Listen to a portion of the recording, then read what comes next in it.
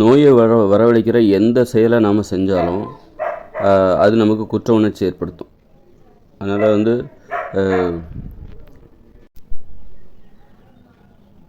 குற்ற உணர்ச்சினா என்னன்னு நமக்கு தெளிவாக தெரிஞ்சுக்கணும். நோயை வரவழைக்கிற நீங்கள் செயல் உங்களுக்காக நீங்கள் மற்றவங்களுக்கு செஞ்சாலும் பரவாயில்ல, உங்களுக்கு நீங்களே செஞ்சுக்கிட்டாலும் பரவாயில்ல. எந்த ஒரு செயலும் நீங்கள் செய்கிற எந்த ஒரு செயலும் உங்களுக்கு நோயை வரவழைக்குமானால், அது உங்களுக்கு தெரியுமானால் அது உங்களுக்கு குற்ற உணர்ச்சி ஏற்படுத்தும். ஏன்னா அது ஒரு குற்றம். உங்கள் உடம்பை நீங்கள் பாதுகாக்க வேண்டியது தான் உங்களுடைய பொறுப்பு. உங்கள் உடம்பை நீங்கள் உங்கள் உடல் பாதுகாப்பை நீங்கள் அலட்சியப்படுத்துகிறீங்க அப்படின்னா அது ஒரு குற்றம். அலட்சியப்படுத்துகிறீங்கன்னு அர்த்தம். இப்போ காலையில் டீ குடிக்கிறீங்க. டீ குடித்தா உங்களுக்கு தெரியும் அதில் வெள்ளை சீனியெல்லாம் கலந்துருக்கு, அது உடம்பு கேடு அப்படின்னா அது ஒரு குற்றம். அப்போ டீ குடித்தா உங்களுக்கு ஒரு குற்ற உணர்ச்சி ஏற்படும்.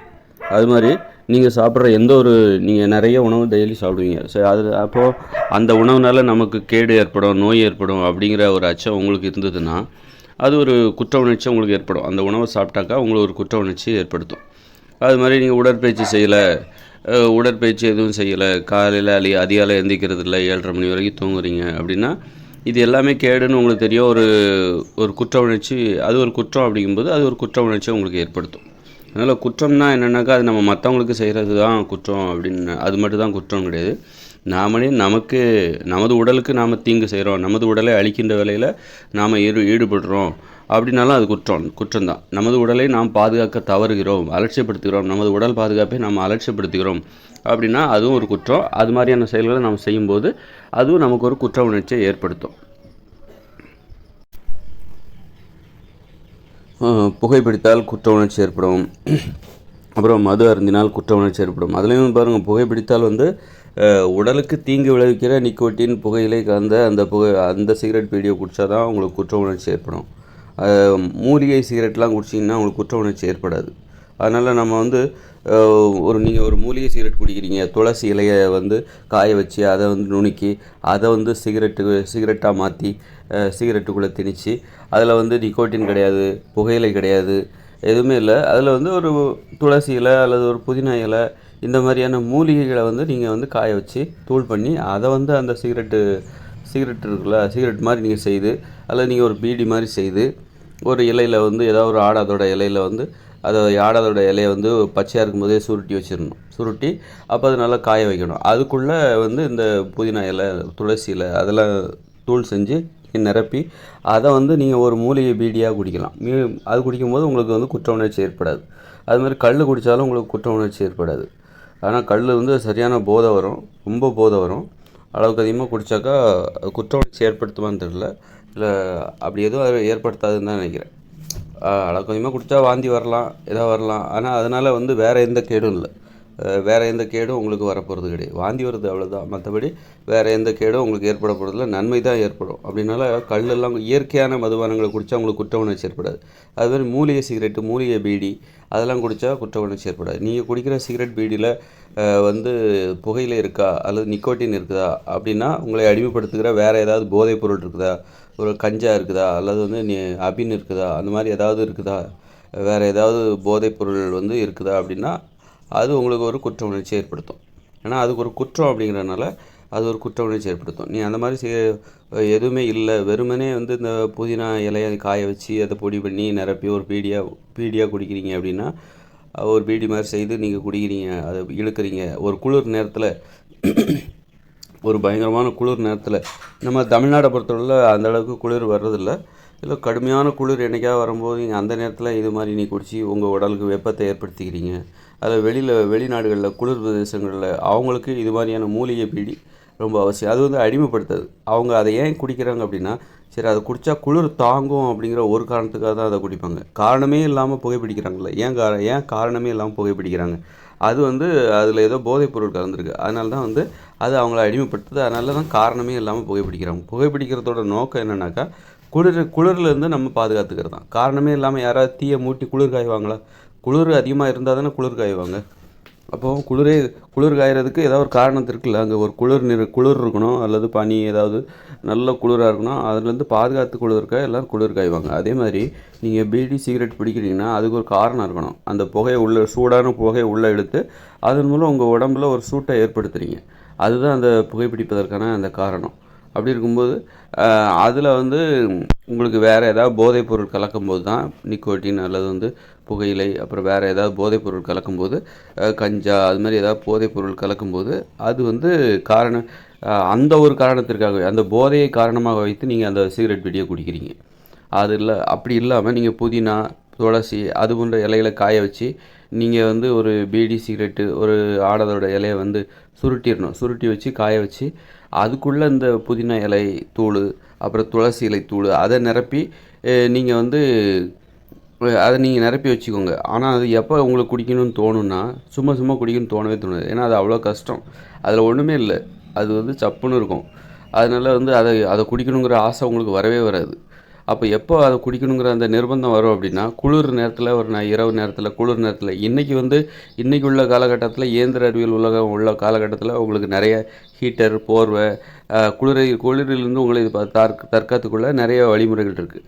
ஆனால் இதெல்லாம் இல்லாத காலகட்டங்கள்னு ஒன்று இருக்குல்ல, ஒரு இல்லாத காலகட்டங்கள் அப்படின்னா உங்களுக்கு போர்வை கிடைக்காது. ஒரு 2040க்கு பிறகு இயற்கையோடு இணைந்த மனித வாழ்க்கை, இந்த தற்போதுள்ள இயந்திர அறிவியல் உலகம் செயலிழந்த பிறகு வரப்போகிற இயற்கையோடு இணைந்த மனித வாழ்க்கையில் உங்களுக்கு வந்து என்ன கிடைக்காது அப்படின்னா, அதுக்கப்புறம் இங்கேருந்து நம்ம எடுத்துகிட்டு போகிற போர்வை தான் நம்ம அங்கே போற்றிப்போம். அதுக்கப்புறம் போர்வை தொழிற்சாலை எல்லாமே மூடிடுவாங்க, ஆடை தொழிற்சாலை எல்லாமே மூடிடுவாங்க. குளிரிலிருந்து பாதுகாப்பது உங்களுக்கு மிகப்பெரிய சவாலான விஷயமா இருக்கும். பெரும்பாலும் மக்கள் குடிசையில் வசிப்பாங்க. அப்படி இருக்கும்போது குளிர் எந்த அளவுக்கு மக்களை பாதிக்குங்கிறத நல்லா கவனிச்சுக்கோங்க. வட இந்தியாலாம் வந்தால் குளிர்னால அவங்க வந்து உறைஞ்சிருவாங்க. அதனால் வந்து அவங்களுக்கு ஒரு புகைப்பிடிக்கிற நடைமுறை வந்து உதவியாக இருக்கும். குளிரிலிருந்து பாதுகாத்துக் கொள்வதற்கு புகைப்பிடிக்கிற நடைமுறை அவர்களுக்கு மிகவும் உதவியாக இருக்கும். அப்படி புகைப்பிடிக்கும்போது அது உடலுக்கு தீங்கு விளைவிக்காததாகவும் இருக்க வேண்டும். அப்போ அவங்க காரணத்தோடு தான் அந்த புகைப்பிடிக்கணும். ஏதாவது குளிருது, இந்த நேரத்தில் ஒரு புகைப்பிடிச்சா நல்லாயிருக்கும் அப்படின்ட்டு தோணணும். மற்றபடி குளிரே இல்லை அப்படிங்கும்போது அந்த நேரத்தில் அவனுக்கு புகைப்பிடிக்கவே விருப்பமே வரக்கூடாது. வெறுப்பாக தான் இருக்கும். புகைப்பிடிப்பது என்பது ஒரு வெறுப்பான ஒரு செயலாக இருக்கணும். அதே நேரத்தில் நம்ம புகைப்பிடிச்சு தான் ஆகணும். அது நமக்கு கொஞ்சம் உடம்பு சூட்டை கொடுக்கும். ஒரு சூடான புகையை உள்ளே இழுக்கிறோம், அதன் மூலம் உடம்பு கதகதப்பாக மாறும் அப்படிங்கிற நோக்கத்தோடையும் நம்ம அதை செய்யணும். அதில் ஏதாவது நன்மை ஏற்படுமா அப்படின்னா, நீங்கள் புதினா இலையோ அல்லது துளசி இலையோ அல்லது வேறு ஏதாவது மூலிகை இலைதழைகளை காய வச்சு அதை தூள் பண்ணி அதை வந்து நீங்கள் புகைப்பிடிக்கிற ஒரு பீடி சிகரெட்டாக மாற்றி நீங்கள் குடிக்கிறீங்க அப்படின்னா, சுருட்டாவோ அல்லது மாற்றி குடிக்கிறீங்க, அதில் நிக்கோட்டின் இல்லை, புகையில இல்லை, உடம்புக்கு தீங்கு விளைவிக்கிற எதுவுமே இல்லை. அதில் ஏதாவது நன்மை செய்கிற விஷயந்தான் இருந்தால் கூட அதை உங்களை அடிமைப்படுத்தவே படுத்தாது. அதே நேரத்தில் அது உங்களுக்கு விருப்பமாகவும் இருக்காது, கொஞ்சம் வெறுப்பாகவே இருக்கும். இருந்தாலும் அதை குடித்தாக்கா உடம்பு கொஞ்சம் குளிர் தாங்கும் அப்படிங்கிற ஒரு காரணத்துக்காக மட்டுமே நீங்கள் அதை பிடிப்பீங்க. அதுதான் வந்து உண்மையான இயற்கையான சிகரெட், இயற்கையான பீடிங்கிறது அதுதான். நம்ம இன்றைக்கி என்னென்னா, இயற்கையான பீடியே வந்து வெளி உலகத்துக்கு தெரில. அப்போது செயற்கையான பீடி, அதாவது போதை நோக்கத்திற்காக பீடி சிகரெட்டை பிடிக்கிற காலம் வந்துருச்சு. இன்றைக்கி குளிர்லேருந்து பாதுகாத்துக்கொள்ள உங்களுக்கு பீடி சிகரெட்டை குடிக்கணுங்கிற அவசியம் இல்லை. உங்கள் வீடு கதகதப்பாக இருக்கும் அல்லது போர்வை இருக்கும், சூடாக டீ குடிச்சிட்டு அந்த குளிர் தாக்காதவாறு நீங்கள் பாதுகாப்பாக தூங்குறதுக்கு இன்றைக்கி வசதி இருக்குது. அதனால் பீடி சிகரெட் குடிக்க வேண்டிய அவசியமே இப்போ இல்லை. ஆனாலும் குடிக்கிறாங்க அப்படின்னா அதில் வந்து போதைப்பொருள் கலந்துருக்காங்க, நிக்கோட்டின் அது மாதிரி போதைப்பொருள்லாம் கலந்துருக்காங்க. அதனால தான் வந்து காரணமே இல்லாமல் அதை குடிக்கிறாங்க. சூடான நாடான தமிழ்நாடு ஒரு மே மாதத்தில் கூட அப்போ கூட அவங்க பீடி சிகரெட் குடிக்கிறாங்க. ஏன்னா அதில் உள்ள போதைப்பொருள் தான் காரணம். அதை தவிர்த்து அந்த போதைப்பொருளை நீக்கினீங்கன்னு வச்சிங்களேன், இப்போ வந்து தமிழ்நாட்டில் வந்து ஒரு 50 லட்சம் பேர் சிகரெட் பீடி குடிக்கிறாங்கன்னு வச்சுக்கோங்க தினமும். நீங்கள் அந்த சிகரெட் பீடியில் வந்து நிக்கோட்டினை எடுத்துட்டீங்க அப்படின்னுவீங்க, நிக்கோட்டின், புகையிலை இதெல்லாம் எடுத்துட்டிங்கன்னு வச்சிங்களேன், அடிமைப்படுத்துகிற பொருட்கள் எதுவுமே சேர்க்கலைன்னு வச்சுக்கோங்க. புதினா இலை, இயற்கை மூலிகை சிகரெட்டை வந்து நீங்கள் வியாபாரம் பண்ணுறீங்கன்னா அதை குடிக்கிறவங்களோட எண்ணிக்கை, மூலிகை சிகரெட்டை குடிக்கிறவங்களோட எண்ணிக்கை, அதாவது இந்த நிக்கோட்டின் புகையிலை நிரம்பிய புகைப்பிடிக்கிற அந்த பீடி சிகரெட்டை வந்து முற்றிலும் தடை செஞ்சுருங்க. அதுக்கப்புறம் நீங்கள் மூலிகை சிகரெட்டை, இயற்கையான சிகரெட்டான மூலிகை சிகரெட்டை பீடியை நீங்கள் விற்பனை பண்ணுங்கள். பீடி சிகரெட் குடிக்கிறவங்களோட எண்ணிக்கை அப்படியே குறைஞ்சிரும். அப்படியே வந்து 100-200 கூட மாறிடும். அந்த அளவுக்கு அதை அடிமைப்படுத்தவே படுத்தாது. அது வெறுப்பாக கூட இருக்கும். காரணம் இருந்தால் மட்டும்தான் அதை குடிப்பாங்க, காரணம் இல்லாமல் அதை குடிக்கவே மாட்டாங்க. குளிர் அதிகமாக இருந்தால் மட்டும் அதன் மூலம் நம்ம கொஞ்சம் குளிரில் நம்மை பாதுகாத்துக்கலாம் அப்படிங்கிறதுக்காக மட்டும்தான் அந்த மூலிகை பீடி சிகரெட்டை குடிப்பாங்க. அதனால் அது நம்மளை அடிமைப்படுத்தாது.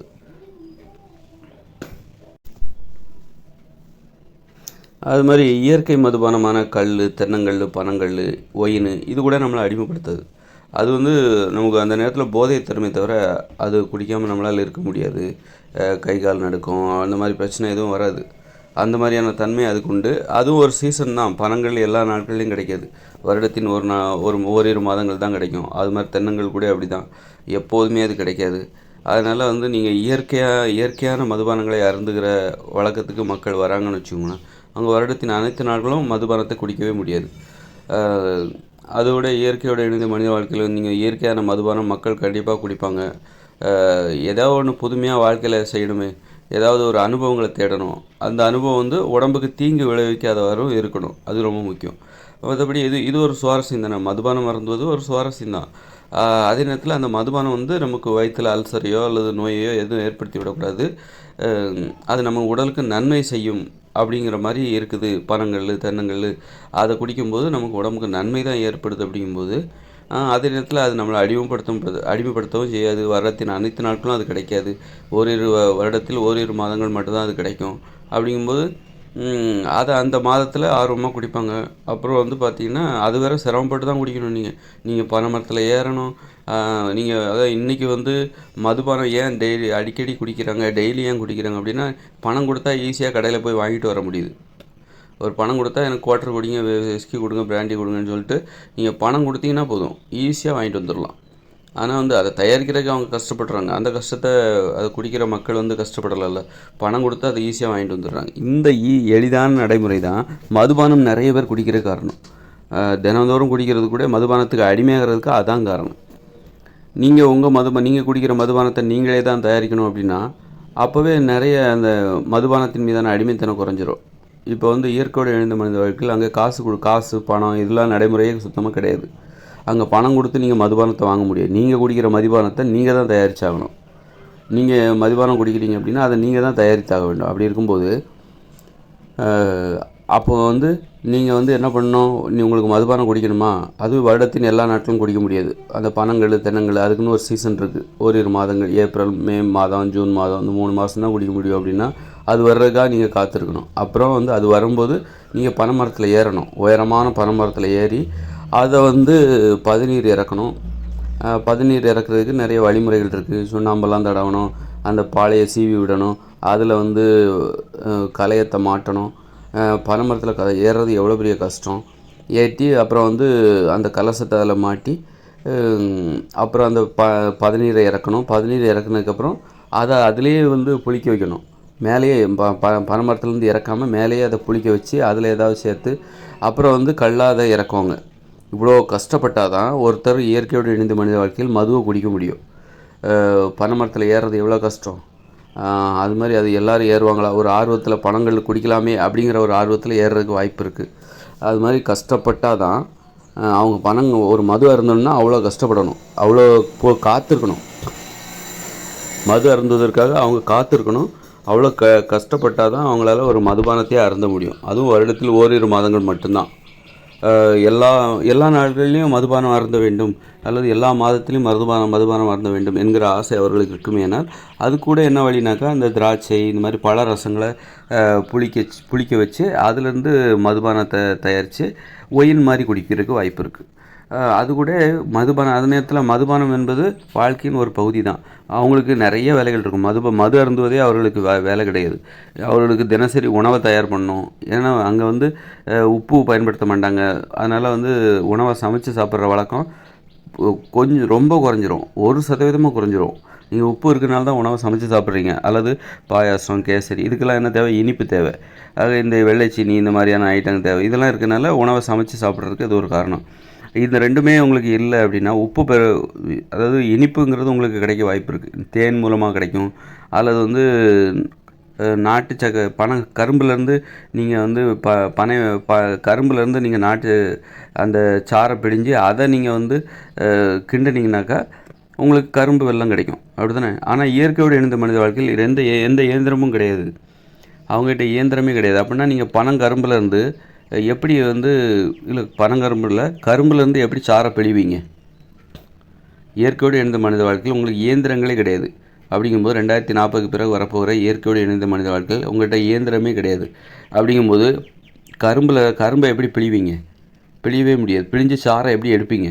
இன்றைக்கி வந்து கரும்பு சாறு எப்படி தயாரிக்கிறாங்க, கரும்பு வெல்லம் எப்படி தயாரிக்கிறாங்க, கரும்பு வெல்லம் கரும்பு சாறை பிழிவதற்கு இன்றைக்கி வந்து இயந்திரங்கள் இருக்குது, உலோகங்களாலான இயந்திரங்கள் இருக்குது.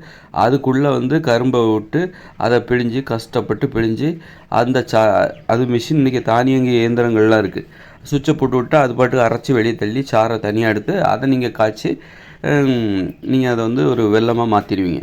ஆனால் இயற்கையோடு இணைந்த மனித வாழ்க்கையில் உங்கள்கிட்ட இயந்திரங்களே இல்லை. அப்போ நீங்கள் வந்து கரும்பை எப்படி பிழிஞ்சு சாறை எடுப்பீங்க? வேணால் கடித்து சாப்பிட்லாமே தவிர மற்றபடி வேறு எந்த வகையில் நீங்கள் வந்து கல்லில் இடித்து அதோட சாறை தனியாக எடுப்பீங்களா? அது முடியுமா? நடக்குமா? அப்படின்னா அது எவ்வளோ கஷ்டம். கல்லில் இடித்து அந்த சாறை தனியாக எடுத்து அந்த சாறை காய்ச்சி அதை நீங்கள் வெல்லமாக மாற்றுறீங்க அப்படின்னா அது எவ்வளோ கடினமான விஷயம், அது எவ்வளோ சிரமமான விஷயம், அது நடக்கக்கூடிய விஷயமானு கூட சொல்ல முடியாது. அதனால் வந்து நல்ல இயந்திரங்களில் விட்டு நல்லா பிழிஞ்சு எடுத்தால் மட்டும்தான் உங்களுக்கு சாறு வரும். ஒரு கையால் இப்போ வந்து கையால் சுற்றுற கரும்பு மிஷின் வந்து ஒருவேளை நாம் இங்கேருந்து இந்த இயந்திர அறிவியல் உலகிலிருந்து 2040 பிறகு வரப்போகிற இயற்கையோடு இணைந்த மனித வாழ்க்கையை நமக்கு கொண்டு போகிறோன்னு வச்சுக்கோங்க. அப்போ கையால் சுற்றுற அந்த இயந்திரங்களை பயன்படுத்தி நம்ம அதுக்குள்ளே வந்து கரும்பை விட்டு அதை வந்து கரும்பை வந்து நல்லா நசுக்கி கசக்கி அப்படி இடித்து அதுலேருந்து கரும்பு சாறை வெளியெடுத்து அந்த கரும்பு சாறை நம்ம வந்து காய்ச்சி அதுலேருந்து நம்ம கரும்பு வெல்லம் எடுக்கலாம். அது கூட அந்த இயந்திரம் இருக்கிற வரைக்கும் தான். அந்த இயந்திரம் ஏதாவது பழுதாயிடுச்சு, செயலிழந்து போச்சு அப்படின்னா அதுக்கப்புறம் நம்மளால் கரும்பு சாறு எடுக்க முடியாது. கரும்பு வெல்லங்கிறது அப்போ இதுலேருந்து என்ன தெரியுதுன்னா, கரும்பு வெல்லம் என்பது இயற்கையோடு இணைந்த மனித வாழ்க்கையில் நீங்கள் கடித்து சாப்பிட்றதுக்காக மட்டும்தான் பயன்படுமே தவிர அதுலேருந்து சாறை எடுத்து நீங்கள் வெல்லம் தயாரிக்க அது பயன்படாது. அதெல்லாம் நடக்கிற காரியமே கிடையாது. கரும்பு நீங்கள் கடித்து நீங்கள் வந்து ஒரு பொங்கலுக்கோ அல்லது வந்து அதை நீங்கள் விளைய வச்சு உங்களுக்கு கரும்பை வந்து நீங்கள் கடித்து சாப்பிடுவீங்களே தவிர மற்றபடி கண்டிப்பாக அதுலேருந்து சாறு பிழியறதுக்கு வாய்ப்பே இல்லை. சாறு பிழிஞ்சு அந்த சாறுலேருந்து கரும்பு வெல்லம் தயாரிப்பதற்கு வாய்ப்பே இல்லை. அப்போ இயற்கையோடு இணைந்த மனித வாழ்க்கையில் உங்களுக்கு கரும்பு வெல்லம் கிடைக்க வாய்ப்பே இல்லை. இனிப்புக்காக நீங்கள் உங்களுக்கு ஆனால் கரும்பை நீங்கள் பச்சையாக கடித்து சாப்பிடுவீங்க. பச்சையாக கடித்து சாப்பிட்றதுனால எந்த ஆரோக்கிய குறைபாடும் ஏற்படாது. ஏன்னா நீங்கள் கரும்பை கடித்து சாப்பிடும்போது நிறைய உமிழ்நீர் அதில் கலக்குது. அதனால் உமிழ்நீர் நல்ல தாடை அசைவு கிடைக்குது. உமிழ்நீரும் அந்த கரும்பு சாறும் கலந்து தான் வயிற்றுக்குள்ளே போகுது. ஒரு அளவு தான் உள்ளே போகும். நீங்கள் வந்து மிஷினில் கரும்பு சாறு நீங்கள் எங்களுக்கு கடையில் போகிறீங்க, எனக்கு கரும்பு சாறு கொடுங்க அப்படின்னா ஒரு கிளாஸில் அவர் கொடுத்துருவார். அதனால் மிஷின்கிறனால அவர் ஈஸியாக உடனே கொடுத்துருவார். நீங்கள் 2 கிளாஸ் கூட வாங்கி குடிச்சிக்கலாம். ஆனால் நீங்களாகவே கரும்பை வாயில் போட்டு கடித்து சாப்பிட்றீங்கன்னா அது வந்து கடித்து சாப்பிட்றீங்கன்னா உங்களால் ஒரு அடி உயரம் கரும்பை சாப்பிட முடியும். அதுக்கு சாப்பிடும்போது நிறைய உமிழ்நீரும் அதில் கலந்து நீங்கள் அரைச்சி தான் சாப்பிட்றீங்க. பல்லில் போட்டு கடித்து மென்று அதை பிழிஞ்சு உங்கள் வாயை வச்சு பிழிஞ்சு அதிலேருந்து சாறை வந்து நீங்கள் உறிஞ்சி சாப்பிட்றீங்க. அது வந்து உடம்புக்கு பெருசாக கேடு எதுவும் பண்ணாது. அதனால் இயற்கையோடு இணைந்த மனித வாழ்க்கையில் வந்து உங்களுக்கு என்ன கிடைக்காது அப்படின்னா கரும்பு வெல்லம் என்பது கிடைக்க வாய்ப்பே குறைவு தான். ரொம்ப ரொம்ப குறைவு. கிடைக்காதுன்னு கூட தெளிவாக சொல்லிடலாம். கரும்பு வெல்லத்தை உங்களால் இயற்கையோட இயந்திரங்கள் எதுவும் இல்லாத, மின்சாரம் எதுவும் இல்லாத, மின்சாரத்தினால் எந்த இயந்திர தொழிற்சாலை எதுவும் இல்லாத, மின்சாரம் இல்லாத இயற்கையோடு இணைந்த மனித வாழ்க்கையில் 2040 பிறகு வரப்போகிற இயற்கையோடு இணைந்த மனித வாழ்க்கையில் நீங்கள் வந்து கரும்பு வெல்லத்தை நீங்கள் பயன்படுத்துறதுக்கு வாய்ப்பே இல்லைன்னு தான் சொல்லணும். கரும்பு வெல்லத்தை நீங்கள் பயன்படுத்த மாட்டீங்க. ஆனால் அப்போ அங்கே வந்து பனங்கருப்பட்டி கிடைக்குமா? வேறு இனிப்புக்காக வேறு என்ன பண்ணுவீங்கன்னா தேன் சாப்பிடுவீங்க. தேன் எடுத்துக்கலாம். தேனை வந்து நம்ம கூடு கட்டி நாமளே உருவாக்கி அதில் வந்து தேனியை வளர்த்து அதில் வந்து நம்ம தேனை வந்து அப்பப்போ அறுவடை செஞ்சுக்கலாம். அப்புறம் வேறு எந்த வகையில் இனிப்பு வந்து வேறு எந்த வகையில் உங்களுக்கு கிடைக்கும்? பழங்களை சாப்பிட்றது மூலமாக இனிப்பு கிடைக்குது. ஆனால் தேன், வெல்லம் இதெல்லாம் வந்து இதோட பயன்பாடுங்கிறது வேறு இதோடைய கலந்து சாப்பிட்றதுக்காக இந்த தேன் வெல்லம்லாம் பயன்படுது. அப்புறம் பனை வெல்லம், அது வந்து பதநீரை இறக்கணும், ஒவ்வொரு மரத்துலையும் போய் ஏறணும். நீங்கள் ஏறுவீங்களா? அவங்க இயற்கையுடைய 2040 பிறகு பனைமரம் ஏறுவாங்களா அப்படிங்கிறது சந்தேகம். மக்கள் வந்து பனைமரம் ஏறுவாங்களா? இது ஏன்னா அது ஒரு ஆபத்தான வேலை. பனைமரத்தில் ஏறி நிறைய பேர் கீழே விழுந்து மயக்கம் வந்து மேலேருந்து கீழே விழுந்து இறந்து போனவங்க நிறைய பேர் இருக்காங்க. அந்த வகையில் நீங்கள் வந்து பனைமரம் 2040 பிறகு இயற்கையோடு இணைந்த மனித வாழ்க்கையில் வாழ்கிற மக்கள் பனைமரம் ஏறுவாங்களா அப்படிங்கிற கேள்விக்கு விடை தெரியணுமா? நீங்கள் ஏறுவீங்களா? நான் உங்கள்கிட்ட கேட்குறேன். நீங்கள் வந்து பனைமரம் ஏறுவீங்களா? நீங்களாக இருந்தால் பனைமரம் ஏறுவீங்களா? உங்கள் பையனை ஏற விடுவீங்களா? உங்கள் பொண்ணை ஏற விடுவீங்களா? உங்கள் அப்பாவை நீங்கள் ஏற சம்மதிப்பீங்களா? பனைமரம் ஏறுவதற்கு உங்கள் அப்பாவை நீங்கள் சம்மதிப்பீங்களா? உங்கள் அம்மா ஏறுவாங்களா? இன்னொன்று, அப்போது இல்லை முடியாது மாட்டேன் அப்படின்னா அப்போ உங்களுக்கு பனை வெல்லமும் அங்கே கிடைக்க வாய்ப்பு கிடையாது. ஏன்னா இயற்கையோடு இணைந்த மனித வாழ்க்கையில் ஒரு நடைமுறை உண்டு. என்னென்னா, பெண்கள் செய்ய முடியாத எந்த வேலையும் ஆண்கள் செய்யக்கூடாது அப்படின்னு ஒரு நடைமுறை அங்கே இருக்குது. அதாவது பெண்களால் எதை செய்ய முடியுமோ அதைத்தான் ஆண்கள் செய்யணும். நீ ஆண்கள் செய்யாத ஆண்கள் செய்கிற அனைத்து வேலைகளையும் பெண்கள் செஞ்சாகணும், அல்லது பெண்கள் செய்கிற அனைத்து வேலையும் ஆண்கள் செய்வாங்க. கண்டிப்பாக பெண்களால் செய்ய முடியாத வேலைகளை ஆண்களால் செய்ய வைக்காதீங்க. ஏன்னா அப்படி செஞ்சு வச்சிங்கனாக்கா ஆண்கள் பெரியவங்களாகிடுவாங்க, பெண்கள் சின்னவங்களாகிடுவாங்க. அப்புறம் பெண்களுக்கு மரியாதை இல்லாமல் போயிடும். அதனால் இயற்கையோடு இணைந்த மனித வாழ்க்கையில் ஒரு நடைமுறை இருக்குது. என்னென்னாக்கா, பெண்களால் என்ன செய்ய முடியுமோ அதை தான் ஆண்கள் செய்யணும். பெண்களால் பனைமரம் ஏற முடியுமா? எல்லா பெண்களாலையும் ஏறணும். அப்போ தான் ஆண்கள் அந்த வேலையை செய்யணும். அப்போ தான் பெண்களுக்கு பெண்களால் செய்ய முடியாத வேலைகளை ஆண்கள் செஞ்சாங்கனாக்கா இப்போ பெண்களை விட ஆண்கள் பெரியவங்களாகிடுவாங்க. ஏன்னா இயற்கையோடு இணைந்த மனித வாழ்க்கைக்கான தலைமை பொறுப்பு பெண்கள் தான் இருக்குது. பெண்கள் தான் மனித வாழ்க்கையின் தலைவியர்கள். அதனால் பெண்கள்கிட்ட பணிவாக நடந்துக்கணும். அதான் ஆண்களுடைய வேலை. பெண்களை வாங்க போங்கன்னு கூப்பிடணும், வா போன்னு கூப்பிடக்கூடாது, வாடி போடின்னு கூப்பிடக்கூடாது, பேர் சொல்லி கூப்பிடக்கூடாது. பெண்கள் தான் குடும்பத்தின் தலைவி, தெருவோட தலைவி அல்லது ஊரோட தலைவி. அப்படி இருக்கும்போது இப்போ பெண்கள் தான் பெண்களால் செய்ய முடியாத வேலைகளை ஆண்கள் செஞ்சாங்கன்னா அப்போ எப்படி பெண்கள் ஆண்கள் எப்படி தலைவியாக எடுத்துப்பாங்க? ஒரு தலைவரால் செய்ய முடியாத விஷயத்த அவர் கீழே இருக்கிறவங்க செய்யக்கூடாது. அப்படி இருந்தால் தான் அந்த தலைவி தலைமை பொறுப்பில் இருக்கிறவங்க தலைமை பொறுப்பில் இருக்க முடியும். தலைவரால் செய்ய முடியாத விஷயத்த அவர் கீழே இருக்கிறவங்க செஞ்சாங்கனாக்கா அவர் கீழே இருக்கிறவங்க இருக்காங்களா, அவங்க தான் தலைமை பொறுப்புக்கு வருவாங்க. அதனால் அவங்க மதிக்க மாட்டாங்க. அந்த தலைவரை எப்போ மதிப்பாங்கனாக்கா, தலைவரால் செய்ய முடியாத எந்த விஷயத்தையும் இவங்க செய்யக்கூடாது. அப்படி இருக்கிற வரைக்கும் தான் அந்த தலைமை பொறுப்பில் இருக்கிறவங்கள மதிப்பாங்க. அதனால் இயற்கையோடு இணைந்த மனித வாழ்க்கையில் நீங்கள் பனைமரம் ஏறுறது பெண்களால் முடியாது அப்படின்னா அந்த வேலையை ஆண்கள்கிட்ட செய்ய வைக்கக்கூடாது. அப்படி செய்ய வைக்கிறீங்கன்னா ஆண்களை அடிமை மாதிரி யூஸ் பண்ணிக்கிறீங்க. உங்களால் செய்ய முடியாத வேலையை ஆண்களை செய்ய வச்சு அதன் மூலம் நீங்கள் பலனடையலான்னு நினச்சிக்கிறீங்க. அப்படின்னா ஆண்களை நீங்கள் அடிமையாக நினைக்கிறீங்க அப்படின்னு அர்த்தம். ஏன்னா பனைமரம் ஏறுவது ஒரு ஆபத்தான செயல். அப்படின்னா இப்போ பெண்கள் ஏன் ஏற மாட்டேங்கிறீங்க அப்படின்னு கேட்டால், இல்லை பெண்கள்கிட்ட நீங்கள் ஏன் பனைமரம் ஏற மாட்டீங்க அப்படின்னா, அது ஆபத்தான செயல், நான் மேலேருந்து கீழே விழுந்துட்டேன்னா அப்போ என்ன ஆகுறது அப்படின்னா ஆண்களை மட்டும் ஏற வைக்கிறீங்களா, அப்போ அவங்க கீழே விட மாட்டாங்களா அப்படின்ட்டு கேட்கலாம்ல. அதில் நியாயம் இல்லை தானே. அதனால் பெண்கள் தங்களுக்கு எது பாதுகாப்பானதோ அதைத்தான் ஆண்களுக்கும் அதைத்தான் யோசிக்கணும். தங்களுக்கு ஆபத்தான செயல்கள் ஆண்களை மட்டும் செய்ய வைக்கலாமா அப்படின்னா பெண்களுடைய அன்பில் அக்கறையில் உண்மை இல்லைன்னு தானே அர்த்தம். அதனால் எந்த ஒரு பெண்ணுமே தனக்கு ஆபத்தானது பாதுகாப்பு இல்லாத செயலை ஆண்களை செய்ய அனுமதிக்கக்கூடாது. அப்போ தான் ஆண்கள் பெண்களை மதிப்பாங்க. பெண்களை எப்போ ஆண்கள் மதிப்பாங்கனாக்கா, பெண்களுக்கு ஆபத்தான பாதுகாப்பு இல்லாத செயல்களை ஆண்களை செய்ய அனுமதிக்காத போது தான் பெண்களை பற்றின உயர்வாக என்னென்னா ஆண்களுடைய மனசில் ஏற்படும். பெண்களால் முடியாத ஒரு விஷயம், பெண்களுக்கு பாதுகாப்பு இல்லாத ஒரு செயல், பெண்களுக்கு ஆபத்தை ஏற்படுத்துகிற ஒரு செயலை ஆண்களை செய்ய வச்சாங்கன்னு வச்சுக்கோங்களேன், அப்போ பெண்கள் மீது ஆண்களுக்கு மரியாதை இல்லாமல் போயிடும்.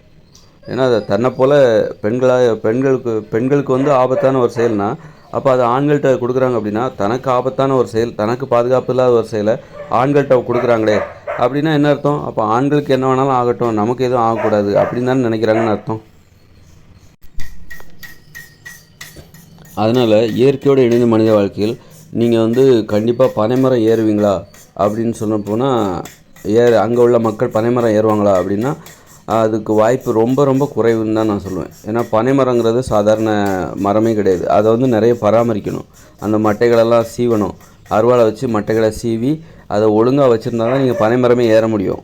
இல்லைன்னா அந்த மட்டைகள் அது மேலே ஏறுறதே அவ்வளோ ஆபத்தான செயல், அது ரொம்ப சிரமமான செயல். அந்த மாதிரி செயலை கண்டிப்பாக இயற்கையோடு இணைந்த மனித வாழ்க்கையில் வாழ்கிற மக்கள் செய்ய மாட்டாங்க அப்படின்னு தான் நான் நினைக்கிறேன். அந்தளவுக்கு அவங்க மென்மையானவங்க. முரட்டுத்தனமாக ஒரு தேவைக்காக கண்டிப்பாக முரட்டுத்தனமான வேலைகளை செய்ய மாட்டாங்க. உயிரை பணயமாக வைக்க மாட்டாங்க.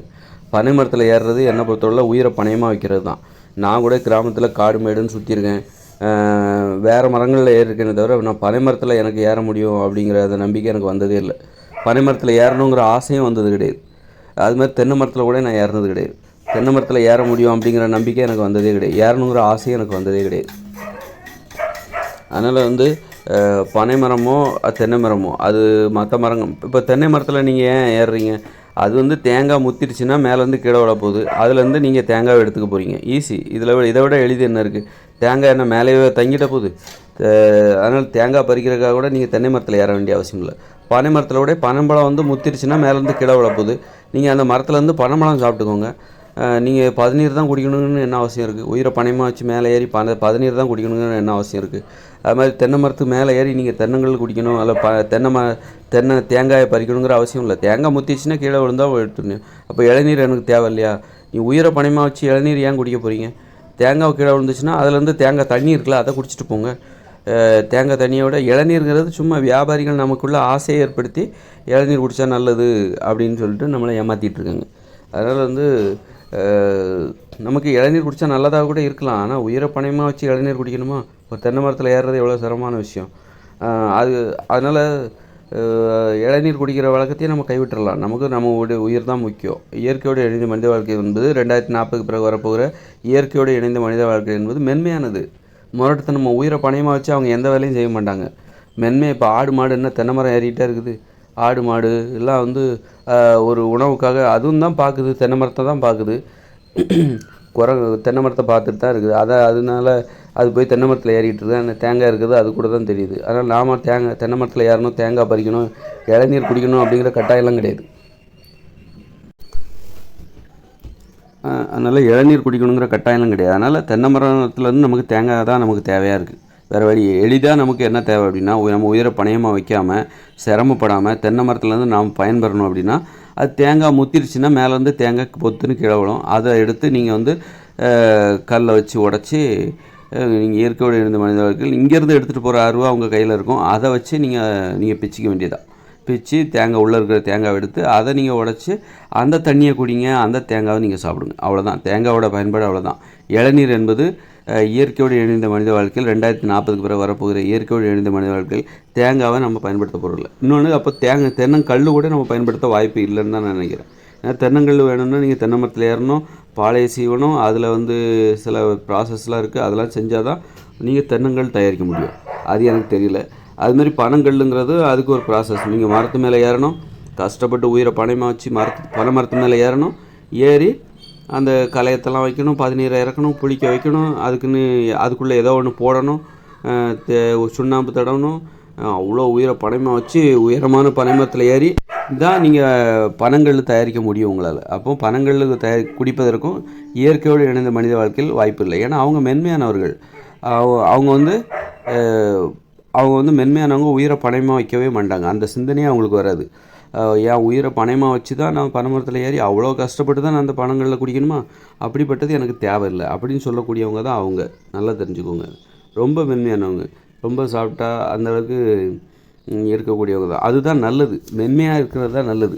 நீங்கள் உங்கள் தேவைக்காக நீங்கள் முரட்டுத்தனமாகவோ உயிரை பனையமாக வைக்கிறீங்க அப்படின்னா அதுதான் வந்து நிறைய விபத்துகளுக்கு காரணம், மரணத்துக்கும் அதான் காரணம். நம்மளுடைய ஒரு தேவை என்பது நமது உயிரை பணையமாக வைக்குதுன்னா அது எப்படி உண்மையான தேவையாக இருக்க முடியும்? நமக்கு ஒன்று தேவை, அந்த தேவையை நம்ம அடையணும் அப்படின்னா நாம் நம்முடைய உயிரே பணையமாக வச்சு தான் ஆகணும் அப்படின்னா அப்படி ஒரு தேவை வந்து உண்மையான நல்ல தேவையாக இருக்குமா? இருக்காது. நம்ம உயிரை விட வேறு என்ன மேலானதாக இருக்க முடியும்? நம்ம உயிர் தான் நமக்கு மேலானதாக தெரிய வேண்டும். அந்த உயிரை பணையமாக வைக்கணுமா ஒரு தேவைக்காக? அப்போ அந்த தேவை வந்து நமது உயிரை விட மேலானதா அப்படின்னா பதநீர் என்பது உயிரை விட மேலானதா? அதில் நிறைய சத்துக்கள் இருக்கலாம், இருந்துட்டு போட்டோம். பனங்கல்லுங்கிறது ஒரு சத்துக்கள் இருக்கலாம், அது உடம்புக்கு ஆரோக்கியத்தை தரலாம், இருந்துட்டு போட்டோம். ஆனால் அது வந்து எளிதாக கிடைக்குதா? பனை மரத்தோட அடியிலேருந்து நின்றுக்கிட்டே பனைமரத்தோட அடியில் தான் பனங்கல்லும் பதநீரும் வருதுன்னா நின்றுக்கிட்டே நம்ம அதை பெற முடியும் அப்படின்னா நம்ம அதிலேருந்து எடுத்துக்கலாம், தப்பே இல்லை. ஆனால் வந்து நீங்கள் வந்து பதநீர் இறக்குறதுக்காகவும் பனங்கல் தயாரிப்பதற்காகவும் நீங்கள் பனைமரத்தின் உச்சியில் ஏறணும். அது எவ்வளோ கஷ்டம், எவ்வளோ சிரமம். பொத்துன்னு கீழே விழுந்தால் என்ன ஆகுறது? விழமாட்டாங்கன்னு என்ன நிச்சயம்? இது வரைக்கும் விழுந்திருக்காங்களே, எத்தனையோ பேர் விழுந்திருக்காங்க. தென்னை மரத்துலேருந்து விழுந்திருக்காங்க, பனை மரத்துலேருந்து விழுந்திருக்காங்க. அந்த நேரத்தில் ஏதாவது உங்களுக்கு ஒரு மயக்கம் வருது, கிறக்கம் வருது, பொத்துன்னு விழுந்துட்டிங்கன்னா என்ன பண்ணுவீங்க? அதனால் வந்து அது ஆபத்தான செயல். அந்த செயலை செய்யவே கூடாது. பெண்கள் செய்ய மாட்டாங்க, பெண்கள் ஏற மாட்டாங்க. பெண்களால் செய்ய முடியாத பெண்கள் வந்து ஆண்களையும் செய்ய விட மாட்டாங்க. அப்போ தான் பெண்கள் மீது ஆண்களுக்கு மதிப்பு வரும். என்னால் முடியாது நீ ஏறு அப்படின்னு சொல்லிட்டு ஒரு பெண் வந்து தனது கணவனை பார்த்து சொல்கிறா அப்படின்னு வச்சுக்கோங்க. அப்போ கணவன் என்ன நினைப்பான்? அவள் மட்டும் மேலே ஏறினா கீழே விழுந்துருவாளா? அப்போ நாம் ஏறினா கீழே விழ மாட்டோமா? நாம் கீழே விழுந்தால் அவளுக்கு பரவாயில்லையா அப்படின்னு தான் அந்த கணவன் நினைப்பான். அதனால் இயற்கையோடு இணைந்த மனித வாழ்க்கையில் வந்து பனங்கல் தென்னங்கல் குடிப்பதற்கான வாய்ப்பு ரொம்ப ரொம்ப குறைவு, ரொம்ப அரிது. அதை குடிக்க மாட்டாங்கன்னு தான் சொல்லணும். அந்த அளவுக்கு அவங்க பாதுகாப்பான வாழ்க்கையை வாழக்கூடியவங்க, மென்மையானவங்க, மகிழ்ச்சியாக வாழ தெரிந்தவர்கள் அவர்கள். அதனால் பாதுகாப்பாக இருந்தால் தான் மகிழ்ச்சியாக வாழ முடியும். உயிரை பணயமாக வச்சு மகிழ்ச்சியாக வாழ வேண்டிய அவசியம் கிடையாது அப்படிங்கிறத உணர்ந்தவங்க அவங்க. அப்போ அவங்க மதுபானத்திற்காக வேறு என்ன தான் பண்ணுவாங்க அப்படின்னா, இந்த ஒயின் தான். பழங்களை வந்து புளிக்க வச்சு திராட்சை ரசம் அதை புளிக்க வச்சு ஒயின் தயாரித்து அதை தான் அவங்க மதுபானமாக குடிப்பாங்க. அதை குடித்தாலும் உடம்புக்கு நல்லது தான், அது வந்து கேடு கிடையாது. அந்த மாதிரி அவங்க உடம்புக்கு நல்லதாகவும் இருக்கணும், அதே நேரத்தில் உயிரை பணயமாக வச்சு சிரமப்பட்டு தான் ஒன்று செய்யணும் அப்படின்னு அவங்க எதையும் செய்ய மாட்டாங்க.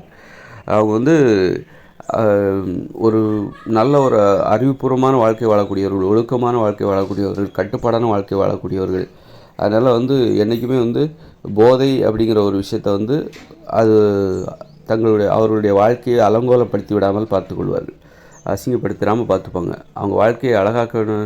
போதைக்கும் ஒரு மதிப்பு ஒரு அளவுக்கு தான் கொடுப்பாங்க, ஏன்னா அவங்களுக்கு நிறைய வேலை இருக்குது. போதை மட்டுமே அவருடைய வாழ்க்கையில் தினசரி ஒவ்வொரு நாளும் உணவை தேடியாகணும். உணவு இன்றைக்கி சாப்பிட்றதுக்கு நமக்கு என்ன பண்ணுவோம், நாளைக்கு சாப்பிட நம்ம என்ன பண்ண போகிறோம், அந்த கவலையே மிகப்பெரிய கவலை. அப்படி இருக்கும்போது மதுபானத்தை கட்டிக்கிட்டு அழகணும் அப்படிங்கிற அவசியம் அவங்களுக்கு இல்லை. மதுபானம் தான் பெரிய இது அப்படின்னு அவங்க போகிற வேண்டிய அவசியம் அங்கே இல்லை. அது வந்து ஒரு முட்டாள்தனம் தான். அப்படி இருக்கும்போது நீங்கள் வந்து உங்களுக்கு வந்து ஒவ்வொரு நாளும் செய்ய வேண்டிய வேலை நிறைய இருக்கும். சாப்பாடு, அதான் உணவை ரெடி பண்ணணும், அதுவே மிகப்பெரிய வேலை. அதுக்கப்புறம் விளையாடணும், ஆடணும், பாடணும், பேசணும், கதை பேசணும், நிர்வாகம், ஊர் நிர்வாகம், தெரு நிர்வாகம், குடும்ப நிர்வாகம், அப்புறம் வீட்டை சுத்தமாக வச்சுக்கணும். இப்படி நிறைய வேலைகள் இருக்குது. இதெல்லாம் விட்டுட்டு மிச்சம் மீதி நேரம் கிடைக்கும் போது தான் அவங்க மதுபானம் அல்லது மூலிகை, பீடி, சிகரெட்டு இது கூட அவங்க ஒரு கட்டுப்பாடு வச்சுப்பாங்க. என்னென்னா மூலிகை, பீடி, சிகரெட்டுங்கிறது குளிர்காலத்தில் நீங்கள் குடிக்க வேண்டியது. குளிர் வந்தால் இரவு நேரங்களில் மட்டும்தான் அதை நீங்கள் குடிக்கணும் அப்படின்னு சொல்லிட்டு ஏதாவது கட்டுப்பாடு விதிப்பாங்க. அப்புறம் வந்து மதுபானங்கிறது ஒரு மாதத்தின் கடைசி சனிக்கிழமை நீங்கள் குடிக்கலாம்.